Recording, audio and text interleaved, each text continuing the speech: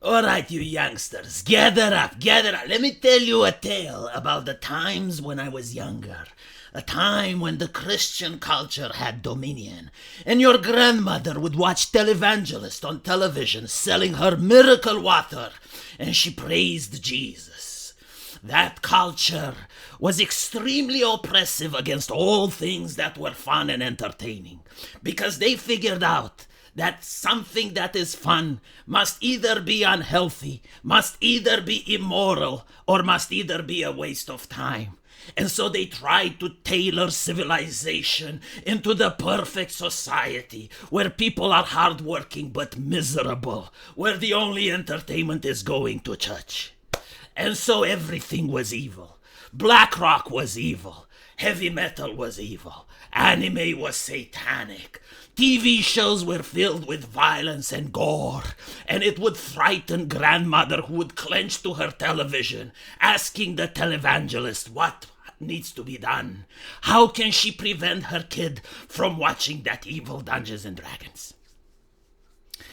And so the children grew with resentment towards their folk. They despised the moral busybody. They looked to them and they went, "You want me to have a life of suffering? Then I will do what is worse for me. Like everything you're telling me it's bad, I will do it.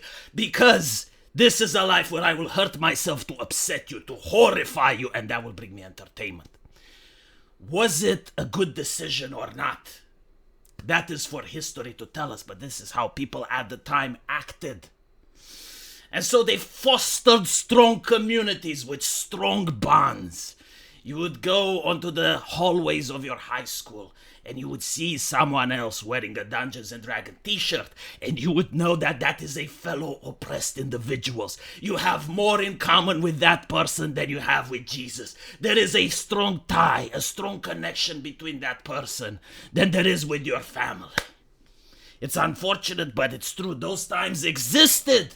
Difficult to believe, but those atrocities have happened. They already took place.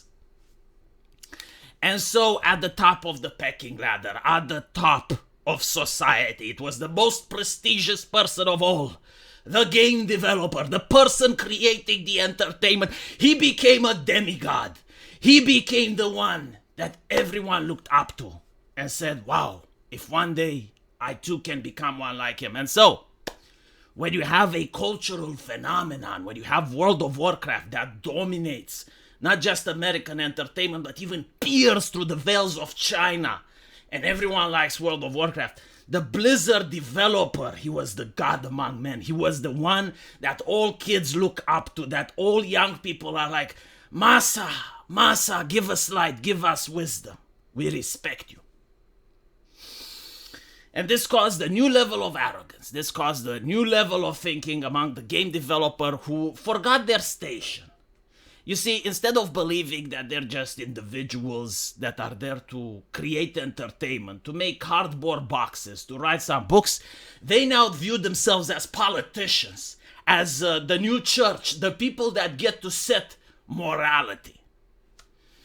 And so you have these people coming out and having these weird takes. It's like, we need to do this, we have to. And in a society where they had the people, in a society where they had the numbers, when they issued the diktat, when they issued the ruling, the decree, people respected them. But unfortunately, they turned into the moral busybodies that people hated. They now started issuing morality. They now started to crack down on fun. It's like, we can't have beautiful women in video games because the male gaze is leading to rape culture. We can't have these themes, these jokes in video games because it leads to racism. We can't have this, we can't have that, we can't allow this, we can't. They became the new church. And so now they lost the numbers, and now they look as ridiculous as the televangelists of old. Because the wheel is turning, and we are back where we have left.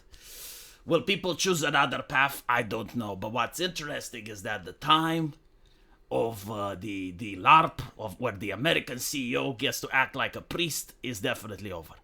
And I'm going to stop doing the voice now, because I just wanted to do a little bit, but I got caught up in the moment.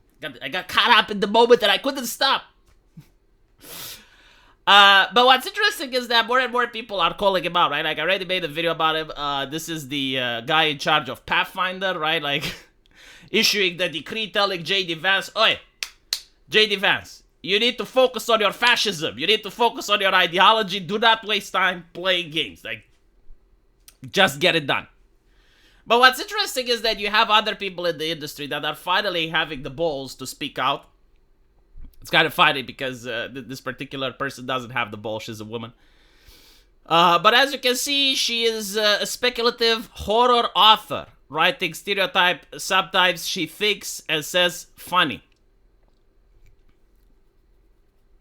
Part of the reason I don't talk politics on this page is that I represent a business myself. See, smart woman. Like, this is how things should be.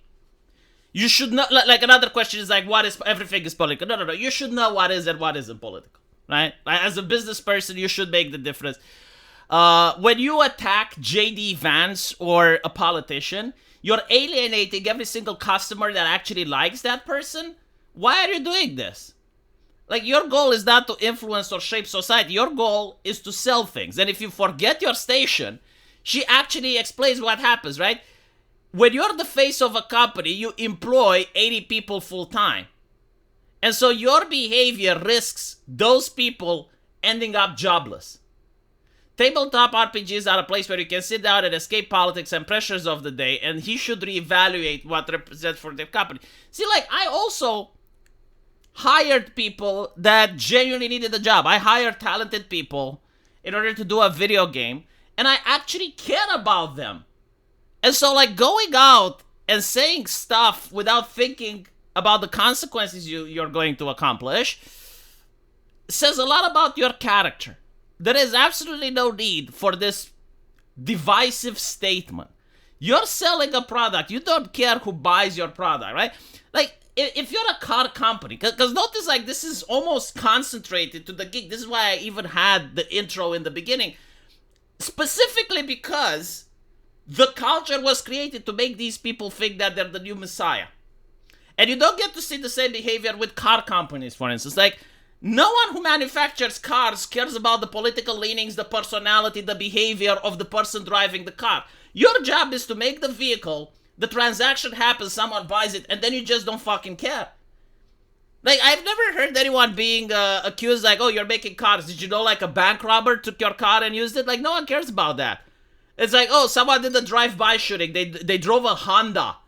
Don't you feel responsible? You're the one making Hondas. Don't you feel the blood guilt on your hands? It's like, no. He makes cars, right? So it should be the same thing. Like, you're making video games. Even if the worst people imaginable would play video games, it's not your job to condemn them. I mean, when you go after J.D. Vance, you're basically going after every single person that supports him. So you're saying that if right-wingers buy your game, they actually fund and support your platform so that you can use their money to talk against their ideology. Why would they keep buying your game then? And if they don't buy your game, what about the 80 people that you employ? Why should they go out of a business?